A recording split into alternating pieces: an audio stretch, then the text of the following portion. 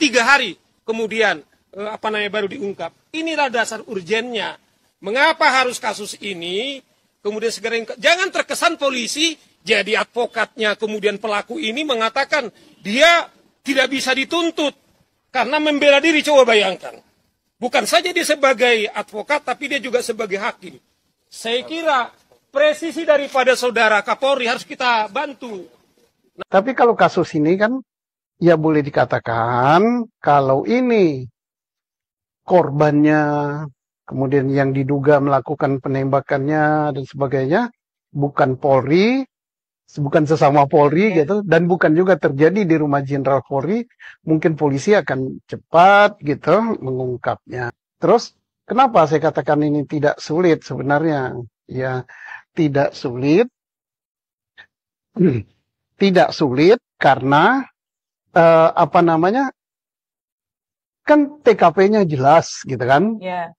Terus yang meninggal jelas, yang mengaku menembak jelas, senjatanya jelas, ditemukan alat buktinya jelas. Menarik perhatian karena mungkin ini satu-satunya di dunia sampai saat ini ya, di mana polisi menembak polisi di rumah polisi, ditangkap oleh polisi, ditahan oleh polisi, yang mati CCTV, kan itu. Awalnya bagi saya itu tidak menarik perhatian, biasa-biasa saja. Ini hanya pembunuhan saja kok. Seorang saudara E membunuh saudara J. Saya mencoba tidak menggunakan pangkat, jadi biar di muka hukum sama orang-orang itu ya. Membunuh J, tiba-tiba kok Kapolri langsung masuk. Padahal ada kasus sebelumnya di Makassar, itu seorang bintara, sersan ya, sersan polisi menembak juga sersan angkatan darat. Ini antar angkatan. Itu juga tidak sampai ke atas, itu diselesaikan di bawah dengan baik.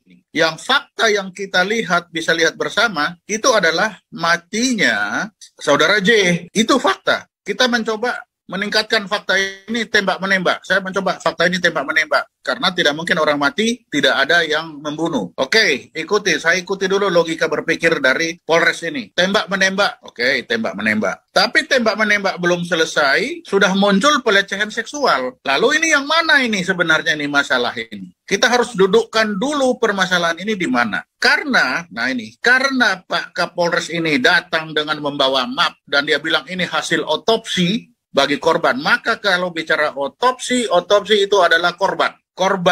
Karena korban ini di situ adalah peluru, maka korban penembakan. Kalau korban penembakan ditambah dengan ada pistol, maka korban ini adalah hasil tembakan dari saudara E. Karena itu logika yang ada. Nah, tetapi sang kombes ini bilang, walaupun sudah begitu, belum cukup bukti untuk menaikkan jadi tersangka. Wah, ini tambah pusing lagi saya. Kok bisa ya? Karena sebelumnya bulan April saya pernah mengikuti kasus bagaimana 2 orang jawara itu berhadapan dengan perampok. Perampoknya mati, si jawara ini tersangka menjadi pembunuh. Nah, tapi kok ini hal yang sama tidak diterapkan sama si polisi ini, 2 orang ini. Nah, ini sudah menjadi. Lalu belok ke pelecehan. Nah, sekarang ini mau apa ini? Kalau kita berbicara otopsi, maka otopsi itu adalah korban. Otopsi korban ada peluru ya, korban penembakan. Kita bicara penembakan. Tapi sampai hari ini belum ada itu tersangka. Siapa tersangka? Belum ada. Malah lebih cenderung ke pelecehan seksual. Lalu kemarin bergerak lagi dari penembakan dengan pistol Glock. Sebenarnya kalau saya yakin polisi ini sudah tahu siapa pembunuhnya. Pasti saya yakin tahu. Dari tiap pistol itu punya nama. Artinya punya nomor.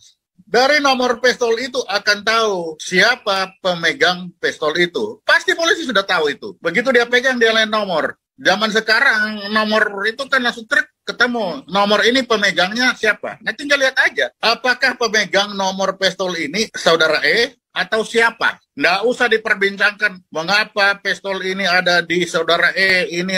Kalau saya bilang ini pistol raja-raja, ya sudahlah. Kalau raja-raja ada enggak nama raja di dalam situ?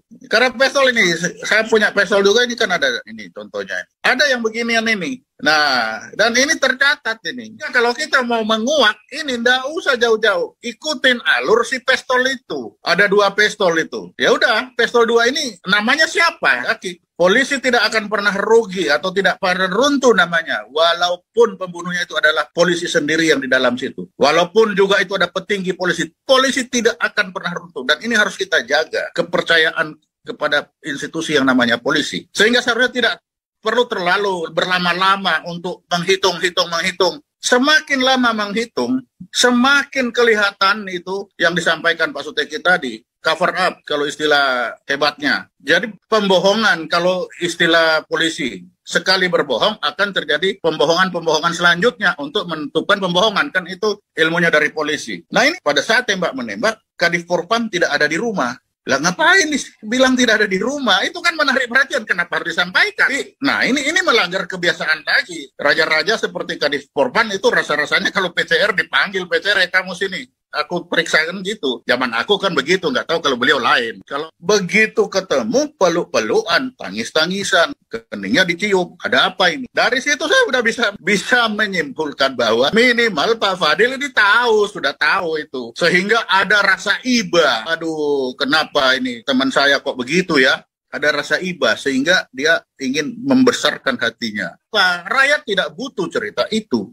Yang rakyat butuh sekarang, pembunuhnya siapa? Kan itu, catatan harian sang pistol. Itu aja. Karena sang pistol itu punya catatan harian. Mulai dia datang, mulai dia diserahkan kepada orangnya, siapa yang pakai, berapa peluru yang diserahkan, berapa peluru yang masih ada catatan hariannya.